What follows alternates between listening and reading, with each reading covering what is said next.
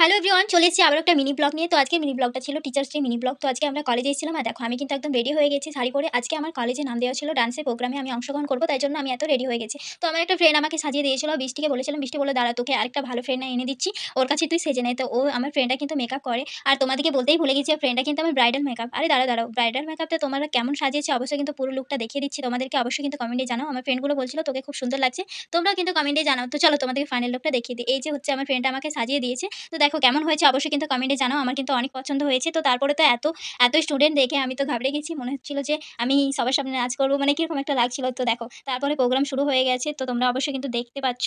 তো এখানে কিন্তু অনেক গরম লাগছিল আর আমরা সবাই কিন্তু এখানে বসেছিলাম। আর এখন কিন্তু স্টুডেন্টরা স্যারদেরকে বারণ করে নিচ্ছে, দেখতে পাচ্ছ। তো আমরা কিন্তু সাইডে বসছিলাম আর এখানে মানে কি বলবো ক্লাস থেকে চলে এসেছিলাম। আর এখানে কিন্তু অনেক গরম লাগছিল আর আজকে একটু মেঘ করেছিল, মনে হচ্ছিল বৃষ্টি হবে। তো ফাইনালি একটু বৃষ্টি হয়েছিল, অনেক গরম ছিল তাই জন্য।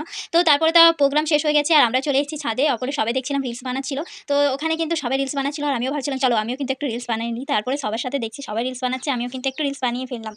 তো তারপরে তো অনেকগুলো বেশ কয়েকটা রিলস বানিয়েছিলাম। তারপর আমার ফ্রেন্ডগুলো সবাই নিচে খেতে যাচ্ছিল আর আমাকে বলছিল তুই কি খেতে যাবি না নাকি, তোর কি খিদে নেই? আমি বলছিলাম হ্যাঁ যাচ্ছি। তারপর বান্ধবী ললিতার সাথে দেখা হয়ে গেল আর ওকে ক্যামেরাতে নিয়ে নিলাম। তারপর বান্ধবী ললিতা বলছে চলো এবার খেয়ে নিই। তো তারপর আমরা ফাইনালি খেয়ে নিলাম। দেখতে পাচ্ছ রাইস ছিল, চিকেন ছিল, কুমড়ো, চাটনি, পাপড়, মিষ্টি সবই ছিল। তারপর আমার আরেকটা ললিতা বান্ধবীর সাথে দেখা হয়ে গেল। তারপর ললিতা বলছে তুই কি একা ভিডিও করতে পারিস নাকি? আমিও পারি। তখন আমার আর ওর মধ্যে ঝগড়া হয়ে গেল। তো আমি বান্ধবী ললিতা ঝগড়া করতে থাকি আর তোমরা আমার চ্যানেলটা সাবস্ক্রাইব করো। বাই।